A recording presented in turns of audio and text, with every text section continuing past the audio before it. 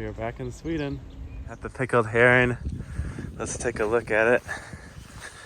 See how it's doing.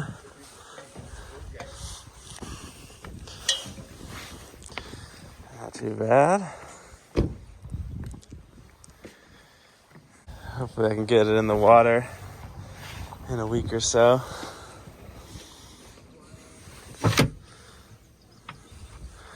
Oh yeah, I locked it up. That's a good idea. Where I put that key. Yep. Got all the stuff in there. Ugh.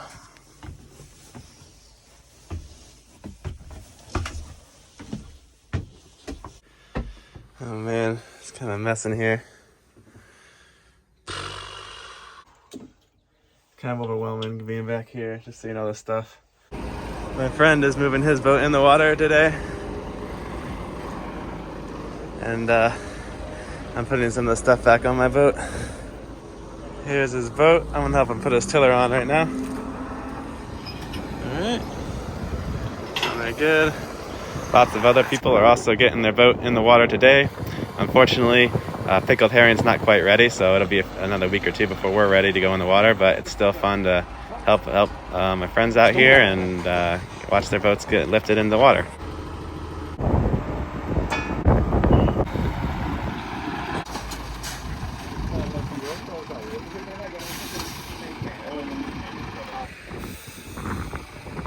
Now we're back at the pickled herring. Okay, so the biggest project I've got to do is replace the cutlass bearing. There's a little bit of wiggliness. You can see if you try to move it up and down or side to side. So that should come out. And I think I'm going to be able to get the rudder shaft out without removing, the propeller shaft out without removing the rudder, because it's got a nice little cutout here. And looks like it'll come out.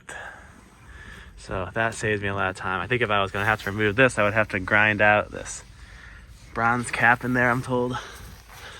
But here's hoping this doesn't have to come off. As you can see, my sacrificial zinc looks pretty horrible. I don't think I even need to unscrew it to pull it off. So we'll need to replace that. Pop, pop. Got these two out.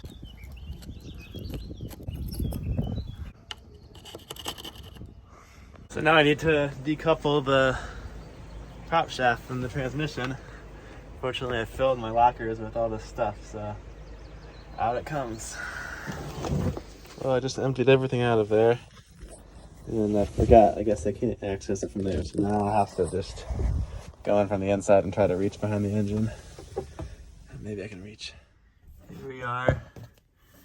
That's the wires. Okay, I guess I could probably reach that. But then I guess I need to remove the... Oh man, I don't know how I do that. Gotta remove the dripless bearing too. This is gonna suck. This is quickly turning into just a dreadful project. I stripped out one of the Allen keys on the dripless, the collar on the inside. I got all the other bolts out, but it's not budging. We've been whacking away at this thing. Maybe we'll try a torch next on the inside. Pretty frustrating, so I'm just gonna let that sit for now. Soak it in WD-40 and work on some easier projects. Like getting all this pollen off the boat. So cleaning the solar panels makes a pretty big difference to how much energy you get out of them. Although we shouldn't have a problem right now because the sun is staying up really late and really early. And it's gonna just get even longer days. You could probably get by with half of one of these solar panels now. But last winter was not getting much power from them at all. So since we finally got a lot of amp hours in the battery. I'm gonna turn the fridge back on. That's this fuse right here.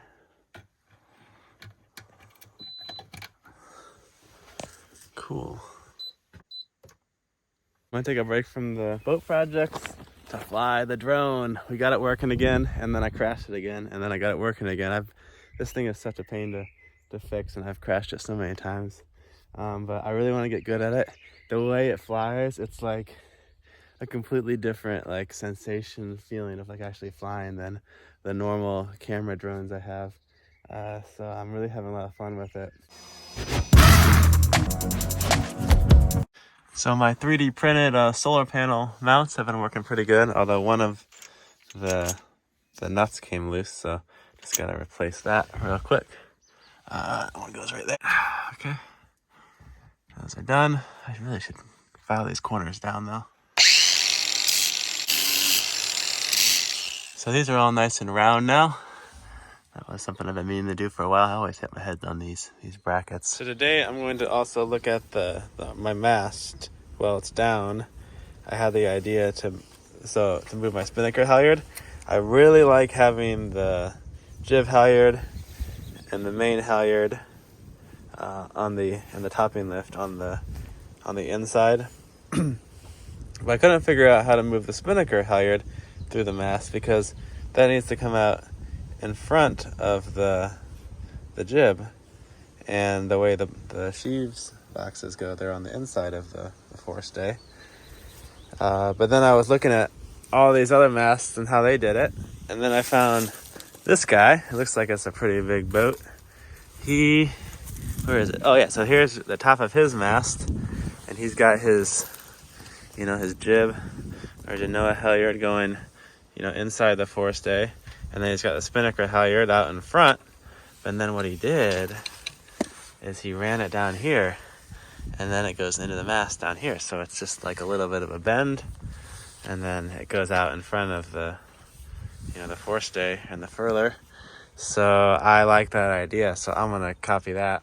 I suppose there'll be like a little bit of friction where the line is, rubbing against that, but I think that's totally worth it because I don't use the spinnaker that often, and well, for a halyard I don't use very often. It's quite annoying to have it outside the mast, always making noise or getting tangled up and stuff.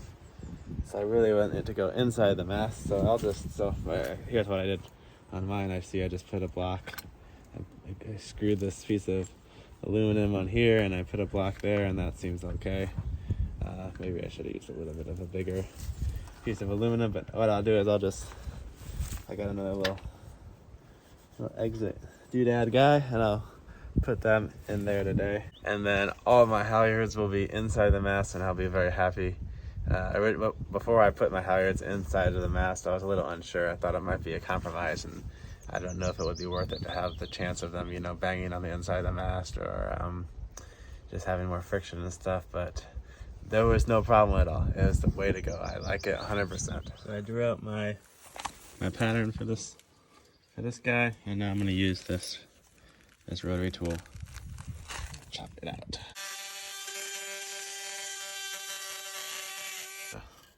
Pull out this is just kind of like a temporary line I put in there.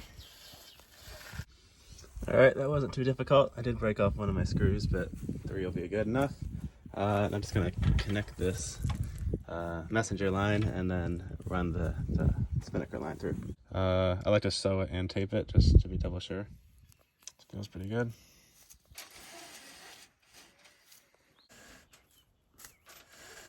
So I'm still waiting on figuring out what I'm going to do with the cutlass bearing. So in the meantime, I'm going to put the wind vane on.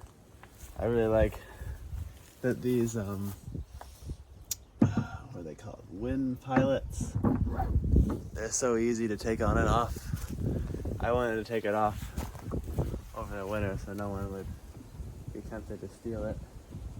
Now it's time to go back on. Looks good. I gotta put the upper half on.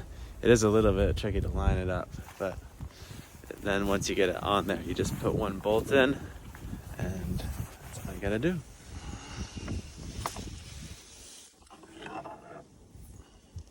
Get it snug. All right. One more project done. One more step. to going in the water. So we're at the boat store. I think I'm gonna get some of this stuff for the floor of the boat. I'm back at trying to remove the prop shaft. Currently I'm stuck on the, I stripped out the set key for the dripless shaft seal. So there's a little set screw. There's two of them. One of them I got out, and then one of them I stripped it out. So I'm trying to drill it out now. I tried using a like a bolt extracting tool and like hammering the new Allen key in there and stuff, and that didn't work. But it's a stainless steel, so it's really kind of tricky to drill out. But I think I'm making some progress finally. I've been going just like drill a little bit and then like letting it cool so I don't like work hard in it. All right, finally got that thing drilled out. The collar didn't really loose. I just can't reach it like in there to try to like break it loose. But I might come out here and work on whacking the propeller. See if I can drive it out from back here. He drew a line with a pencil there so I can see if I make any progress. So I have an idea to make a jig. Someone around here sent me a YouTube video. It's slightly different, but I think we can make a jig to pull this prop shaft out. So here's kind of what my idea is. I get some threaded rod and some metal bars and some bolts, and then we could use like some washers and nuts to kind of expand that out, and it will pull the whole shaft out. So I'm gonna go show this to my friend and see if he can help me find some metal to build that. So Ulf found me this piece of metal. So I think I can cut that into 4 pieces and that'll be good. And he also found this threaded rod, and that looks like it'll be pretty strong. And I got 4 nuts, and then I had all these washers on my boat, and I kind of did a little mock-up right here. So I think we got all the pieces. So I'm gonna get out the grinder. Well, I'm gonna measure this first, and then I'll chop it up, drill some holes, and we might be able to get that moving tonight.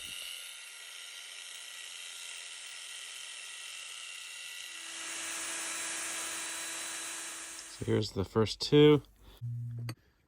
I'm using it a little differently than I drew it in my picture, but this is gonna work even better.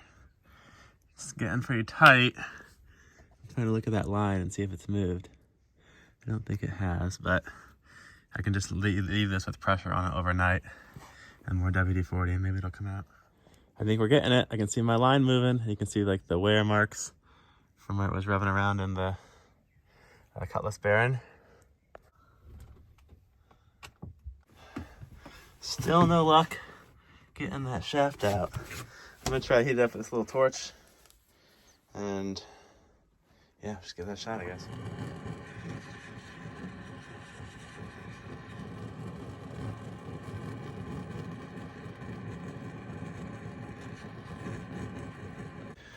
So I thought I was making some progress because I got it to move about 1 centimeter, but then when I took the jig off, it sprung back in. I took my camera and I put it on a time lapse in there, and it looks like the whole transmission, and I think the motor too, is actually just shifting back, which is not good. That's not good. You can see we moved it like 1 centimeter right there. My friend Mirko came today, and he got some more progress with the prop shaft. He was just like banging on it in here, and then I was outside with the me and Ulf with the jig, and you can see it's actually starting to come out. Feeling very good about that. He's gonna bring this induction heater thing tomorrow. Maybe we can make some more progress. So before I close up the engine bay, I'm routing in this water strainer. There was like this really big bronze one here. It was kind of nice, but I broke one of the little connectors when I was winterizing the boat. But luckily I had a second one. This one I was using for the saltwater pump on the sink there. So what I did is I just rerouted it. So now it goes from the seacock to the sea strainer, and then it tees off, and one side goes to the engine, and then one side will go to the saltwater pump. for the sink. So now I'm gonna take these, this is my water tank and it was leaking out of the lid on these hatches. There's no like gasket where the lid screws on. So even though I sealed this, it leaked out of here. So now I just unscrewed this. I'm gonna take these out and replace it with just like a piece of plastic, I think. They're stuck on there pretty good with just the butyl tape though. Yeah, so just a round piece of plastic. I had put these in there because I thought it would be nice to be able to clean that out up, but it ended up making water all over my floor. Now I put some of that butyl tape around there. I cut out these pieces of fiberglass to cover up this. Hopefully they won't leak anymore. And that looks like it's leaking, so that's a failure. Oh, I've got some 5200. I should just use that. Darn. Why did I even screw this? That was dumb.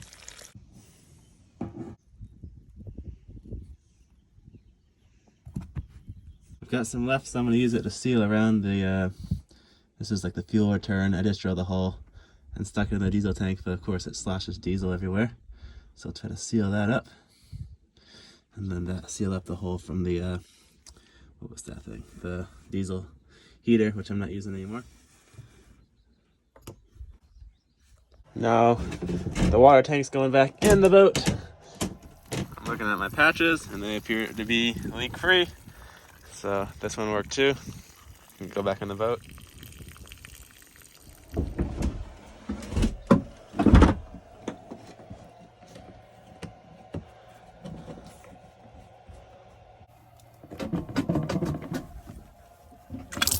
It's a success. This folding bike has been so nice to have on my sailing adventures, but sometimes I want to bring a friend. And they could sit on this rack, but it'd be nice to have a place for their feet. So I got these little, like they fold up, so I can still keep my bike nice and small. I think I need to remove this like fender connector. Maybe I'll move it up here. So my jet oil pot finally, I don't know, I guess it just using too much salt water in an aluminum pot, not so good. Does not hold water anymore. Looks like this handle just corroded off. Thanks for watching. In the next video, we'll be making some more progress on the cutlass bearing and prop shaft and a million other little things we need to do to get the boat ready to go back in the water. So I'll see you guys then.